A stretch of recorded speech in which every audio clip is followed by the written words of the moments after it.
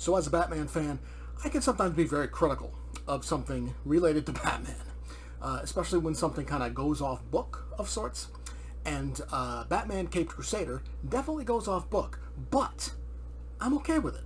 It's very clear that the show takes place early on in Bruce Wayne's career as Batman, and they change up a lot of the lore, which the way they go about it is it makes it work.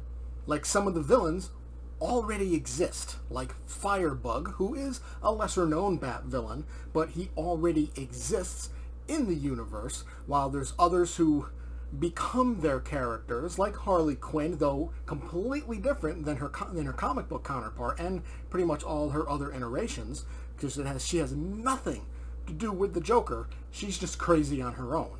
But Jamie Chung does a good job in portraying that. She set herself apart from Arlene Sorkin and Tara Strong, as well as Kaylee Cuoco from the animated show on Max.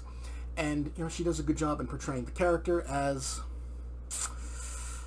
just crazy. She's crazy. She's a psychiatrist, just like she is in the comic books, but she takes extreme measures to treat her patients. They also do kind of different things with characters like Harley, but also characters like Basil Karlo, who Batman fans know as Clayface.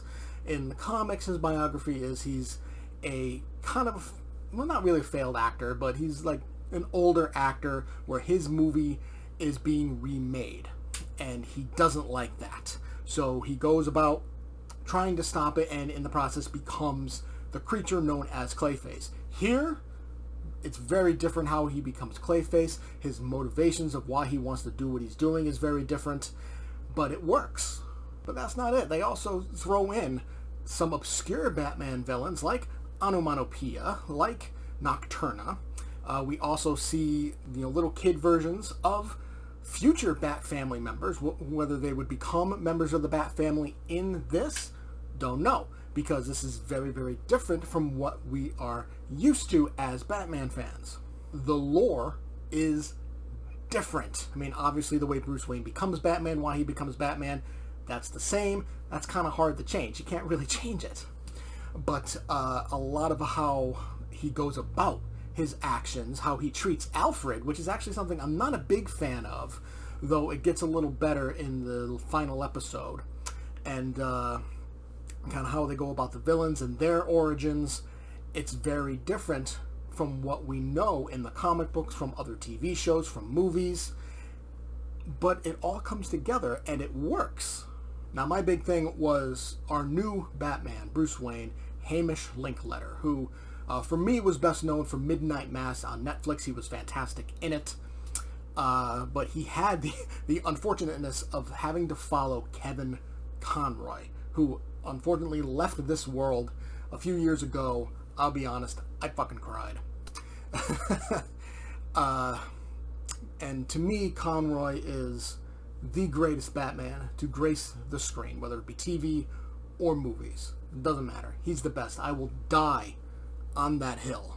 Linklater does do a good job in portraying his own version of Batman. I think there are times where the voice kind of is a little too similar to Conroy's. Like, I get wanting to maybe try to be a little bit the same because that's what fans know, at least longtime fans. They know Conroy's voice, so hearing something different might be a little weird, but at the same time, it's like you need to make it your own because you're not going to surpass him.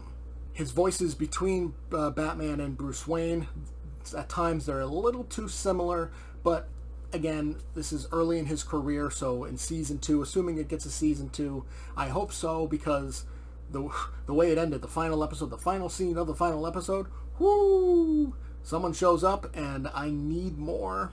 So hopefully once season 2 hits, the differentiate of the two voices will be a little bit better, because there's even times where he's out of costume and he's talking to Alfred and he's doing the Batman voice. It's like, you don't need to do the Batman voice when you're with Alfred. And I cannot forget Diedrich Bader, who is no stranger himself to the Batman mythos, because he has voiced Batman on more than one occasion. Here he voices Harvey Dent, aka Two-Face, and he does a fantastic job in being Harvey Dent. and the little bit of Two-Face that we see. And again, Harvey Dent Two-Face, the way he becomes Two-Face, similar yet different.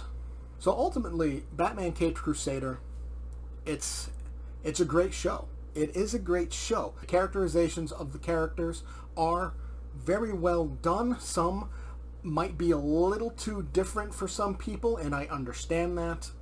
But I think they do a good job with all the characters in general, and I would love to see them all fleshed out a little more as the show continues with another season. Hopefully another season after that. We'll see what happens. Hopefully Prime renews it.